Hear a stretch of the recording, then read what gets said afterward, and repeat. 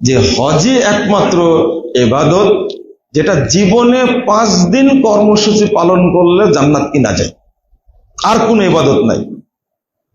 কিন্তু হজ্জের ব্যাপারে যারা হজে যান তারা হজের ব্যাপারে খুবই গাফেল, চোখেও দেখে না বুড়াতি বয়সে, আবার শক্তিও থাকে না, আবার পড়তেও পারে না, দোয়াগুলো মুখস্থ নাই। 5টা দিন আপনি পরেও হজে যাবেন, কিন্তু সবগুলো কি নফল।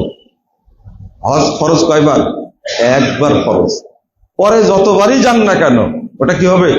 নফল হবে। তাহলে এই হজ্জের কর্মসূচি মাত্র কয় দিনের? 5 দিনের। এই 5 দিনে জীবনে 5 দিন ইবাদত করলে এমন একটা ফজিলত যার বিনিময় সরাসরি জান্নাত। এই ইবাদতটা আছে এই 10 দিনের মধ্যে। আপনি সালাত পড়ে জান্নাতে যাবেন, কিন্তু মরার আগ পর্যন্ত পড়া লাগবে। যতদিন হুঁশ আছে আপনাকে পড়াই লাগবে। সিয়াম পালন করে জান্নাতে যাবেন, কিন্তু আপনাকে জীবনে যতক্ষণ পারবেন সিয়াম রাখতে ততক্ষণ আপনি সিয়াম পালন করা লাগবে। বুঝেছেন মনে হয়? কিন্তু হজের জন্য এই শর্ত আছে? হজের জন্য শর্ত নাই, একটা করলেই কি জান্নাত। তাও কয় দিনের?